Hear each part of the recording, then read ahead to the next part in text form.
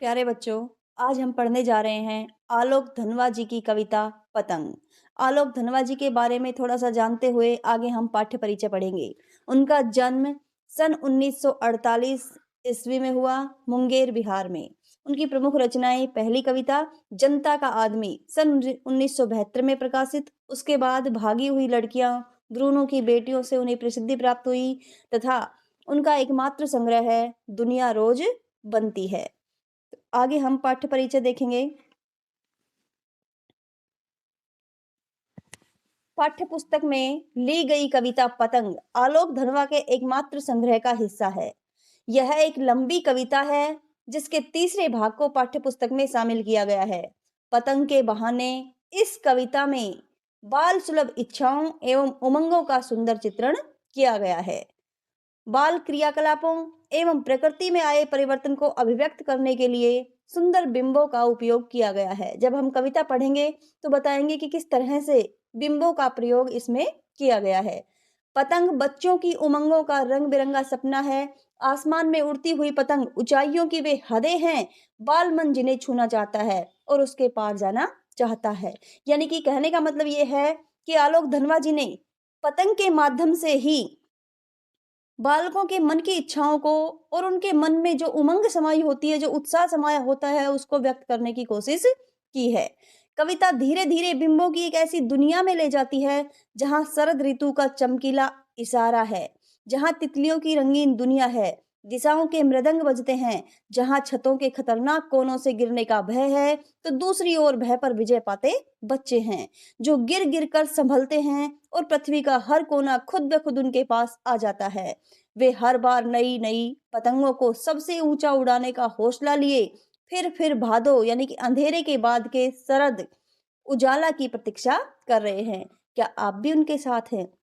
यानी कि कवि ने पतंग कविता के माध्यम से, पतंग के माध्यम से, कि बच्चे पतंग के खेल में किस तरह से अपनी पतंग को सबसे ऊंचाइयों पर उड़ाने की कोशिश करते हैं, तो इसके माध्यम से कितना उनमें उत्साह भरा होता है, उनमें उमंग होती है। इस उत्साह, उमंग और बाल सुलभ इच्छाओं को कवि ने पतंग कविता के माध्यम से व्यक्त करने की कोशिश की है। तो इस कविता में उन्होंने अनेक प्रकार के बिंबों का भी प्रयोग किया है जो हम कविता में पढ़ेंगे।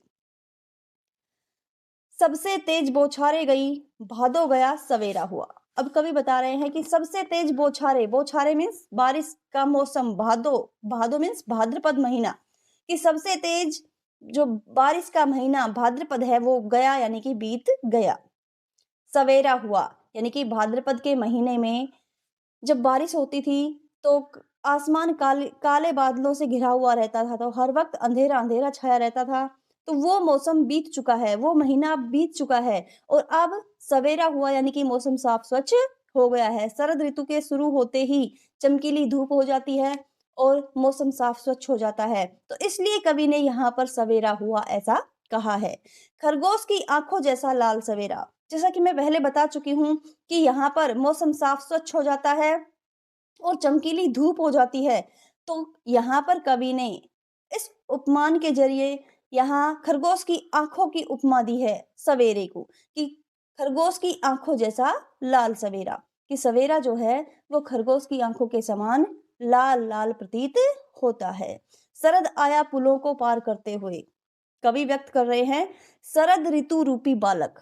बालक को शरद ऋतु को यहाँ पर बालक का रूप दिया गया है कि शरद ऋतु, भाद्रपद का महीना बीत चुका है और अब शरद ऋतु का आगमन है, तो शरद ऋतु के आगमन को यहाँ पर कवि ने एक बालक का रूप देते हुए बताया है कि शरद ऋतु रूपी बालक पुलों को पार करते हुए, नदी नालों को पार करते हुए आ गया है। अपनी नई चमकीली साइकिल तेज चलाते हुए, घंटी बजाते हुए, जोर जोर से चमकीले इशारों से बुलाते हुए, किनको? पतंग उड़ाने वाले बच्चों के झुंड को। यानी कि जिस प्रकार से एक बच्चा खेलने का मौसम होते ही घरों से बाहर निकल आते हैं बच्चे और एक बच्चा आकर के संकेत देता है बहुत सारे बच्चों को बुलाने के लिए, खेलने के लिए इशारे करता है, तो ऐसे ही यहाँ पर कवि ने शरद ऋतु को एक बालक का रूप देते हुए बताया है कि शरद ऋतु रूपी बालक जो है वो अपनी नई चमकीली साइकिल तेज चलाते हुए, घंटी बजाते हुए जोर जोर से, यानी कि जोर जोर से बच्चों को संकेत देते हुए, चमकीले दिन के साथ चमकीले इशारों से बुलाते हुए, यानी कि संकेत देते हुए पतंग उड़ाने वाले बच्चों के झुंड को, यानी कि अपनी ओर आकर्षित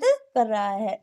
शरद ऋतु का जो मौसम है वह बच्चों को पतंग उड़ाने के लिए, घरों से बाहर निकलने के लिए, खेलने कूदने के लिए आकर्षित कर रहा है, चमकीले इशारों से बुलाते हुए और आकाश को इतना मुलायम बनाते हुए कि पतंग ऊपर उठ सके।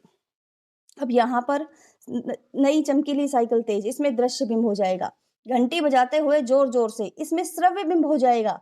चमकीले इशारों से बुलाते हुए दृश्य बिंब हो जाएगा पतंग उड़ाने वाले बच्चों के झुंड को। चमकीले इशारों से इसमें भी दृश्य बिंब हो जाएगा। आकाश को इतना मुलायम बनाते हुए इसमें स्पर्श बिंब हो जाएगा। अब देखो, चमकीले इशारों से बुलाते हुए आकाश को इतना मुलायम बनाते हुए कि पतंग ऊपर उठ सके। आकाश जो है वो इतना मुलायम हो जाता है, इतना साफ स्वच्छ मौसम हो जाता है कि पतंग उड़ाने में किसी प्रकार की कोई बाधा नहीं आती है। दुनिया की सबसे हल्की और रंगीन चीज उड़ सके, दुनिया का सबसे पतला कागज उड़ सके, बांस की सबसे पतली कमानी उड़ सके, कि शुरू हो सके सीटियों, किलकारियों और तितलियों की इतनी नाजुक दुनिया। जैसे ही मौसम साफ स्वच्छ हो जाएगा, सारे बच्चे घरों से बाहर आ जाएंगे और पतंग उड़ाने के लिए आतुर हो जाएंगे। तो यहाँ पर पतंग को दुनिया की सबसे हल्की और रंगीन चीज बताया है, यानी कि पतंग का अतिशयोक्तिपूर्ण वर्णन किया गया है कि दुनिया की सबसे हल्की और रंगीन चीज जो पतंग है वो आसमान में आसानी से उड़ सके। दुनिया का सबसे पतला कागज आसमान में आसानी से उड़ सके। बांस की सबसे पतली कमानी जो पतंग में लगी हुई होती है वो आसमान में आसानी से उड़ सके और शुरू हो सके सीटियों, किलकारियों और तितलियों की इतनी नाजुक दुनिया, कि बच्चे सारे इकट्ठे होकर के जब पतंग उड़ाएंगे तो वो सीटियां मारेंगे, किलकारियां भरेंगे, तो बहुत सारी पतंगे आसमान में उड़ती हुई एक साथ दिखाई देंगी, तो ऐसा प्रतीत होगा जैसे बहुत सारी तितलियां उड़ रही हों। तो यहाँ पर उस दृश्य को कवि ने तितलियों की इतनी नाजुक दुनिया कहा है, जब आसमान में बहुत सारी पतंगे एक साथ दिखाई देंगी। जन्म से ही वे अपने साथ लाते हैं कपास, पृथ्वी घूमती हुई आती है उनके बेचैन पैरों के पास। बच्चे जब खेलते हैं तो उनके मन में बहुत सारा उत्साह होता है, उमंग समाई हुई होती है। तो यहाँ पर कवि कह रहे हैं कि जन्म से ही वे अपने साथ लाते हैं कपास। बच्चे जन्म से ही बहुत ही कोमल और नरम होते हैं, मुलायम होते हैं। पृथ्वी घूमती हुई आती है उनके बेचैन पैरों के पास, जब वे दौड़ते हैं बेसुध। खेल खेल में जब वो बेसुध होकर के दौड़ते हैं तो ऐसा प्रतीत होता है मानो खुद पृथ्वी ही बेचैन होकर के उनके पैरों के पास आ जाती है। छतों को भी नरम बनाते हुए, दिशाओं को मृदंग की तरह बजाते हुए जब वे पेंग भरते हुए चले आते हैं, डाल की तरह लचीले वेग से अक्सर। छतों को भी नरम बनाते हुए, यानी कि जब वो बेसुध होकर के दौड़ते हैं खेल खेल में तो उनके लिए छत कठोर होते हुए भी नरम हो जाती हैं, यानी कि उन्हें छत भी कठोर नहीं लगती। दिशाओं को मृदंग की तरह बजाते हुए, और जब वो छत पर पतंग उड़ाते हुए घूमते हैं, खेलते हैं, तो उनके पैरों की जो ध्वनि निकलती है, ऐसा लगता है उससे कि जैसे कदमों की आहट से ऐसा लगता है जैसे दिशाएं बाजा बजा रही हो, मृदंग यानी कि बाजा बजा रही हूँ। जब वे पेंग भरते हुए चले आते हैं डाल की तरह लचीले वेग से अक्सर, और जब वो पतंग की डोरी के साथ इधर से उधर लचीले वेग से डाल की तरह घूमते हैं, झूलते हुए, पेंग भरते हुए मीन्स झूलते हुए जब वो चले आते हैं छतों के खतरनाक किनारों तक, यानी कि जब लचीले वेग से वो छतों के किनारों तक पहुंच जाते हैं, पतंग की डोरी के सहारे सहारे झूलते हुए इधर से उधर होते हुए वो छतों के खतरनाक किनारों तक पहुंच जाते हैं, उस समय गिरने से बचाता है उन्हें सिर्फ उनके ही रोमांचित शरीर का संगीत। यानी कि कवि व्यक्त कर रहे हैं कि उस समय गिरने से बचाता है उन्हें सिर्फ उनके ही रोमांचित शरीर का संगीत, यानी कि उनका उत्साह और उमंग जो उनके हृदय में, उनके मन में जो समाया होता है, वही उत्साह और उमंग उन्हें गिरने से बचाता है। तो कैसा प्रतीत होता है? पतंगों की धड़कती ऊंचाइयां उन्हें थाम लेती है महज एक धागे के सहारे। ऐसा प्रतीत होता है मानो जो आसमान में पतंगे बहुत ऊंचाइयों पर उड़ रही है, उन पतंगों ने ही एक धागे का सहारा देकर के उन्हें थाम लिया हो, ऐसा प्रतीत होता है। कब होता है? जब वो छतों के खतरनाक किनारों पर जाकर के गिरने से बच जाते हैं, तो ऐसा प्रतीत होता है मानो जो आसमान में पतंगे ऊंचाइयों पर उड़ रही हैं, उन्होंने ही उन्हें धागे का सहारा देकर के, एकमात्र धागे का सहारा देकर के उन्हें गिरने से बचा लिया हो। पतंगों के साथ साथ वे भी उड़ रहे हैं अपने रंध्रों के सहारे। कवि व्यक्त कर रहे हैं कि जिस प्रकार से जितनी ऊंचाई पर उनकी पतंगे उड़ रही हैं, उतने ही उनके हृदय में उत्साह और उमंग समाया हुआ है। तो यहाँ पर कवि कह रहे हैं कि पतंगों के साथ-साथ वे भी उड़ रहे हैं अपने रंध्रों के सहारे, यानी कि अपने उत्साह और उमंग के सहारे। आगे देखो बेटा, अगर वे कभी गिरते हैं छतों के खतरनाक किनारों से और बच जाते हैं, तब तो और भी निडर होकर सुनहले सूरज के सामने आते हैं। पृथ्वी और भी तेज घूमती हुई आती है उनके बेचैन पैरों के पास।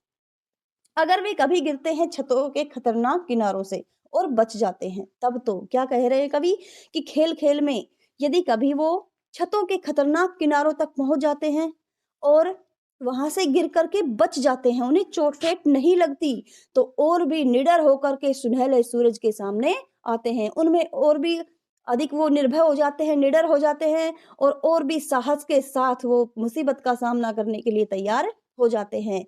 तब तो पृथ्वी और भी तेज घूमती हुई आती है उनके बेचैन पैरों के पास, अर्थात कहने का मतलब है कि उनमें और अधिक उत्साह और उमंग समा जाती है और वो हर मुसीबत का सामना करने के लिए तैयार हो जाते हैं। तो ऐसा प्रतीत होता है कि मानो पृथ्वी और भी तेज घूमती हुई आती है उनके बेचैन पैरों के पास। तो इस तरह से हमने पतंग कविता पढ़ी, इसमें बाल सुलभ इच्छाओं का वर्णन किया गया है। कवि के माध्यम से कवि ने बहुत ही अच्छा वर्णन किया है, उनकी बच्चों की क्रियाकलापों को व्यक्त किया है कि किस तरह से बच्चे खेलते हैं और खेल-खेल में उनमें कितना उत्साह और उमंग समाई होती है। तो प्यारे बच्चों, इस कविता को पढ़ना और कमेंट करना।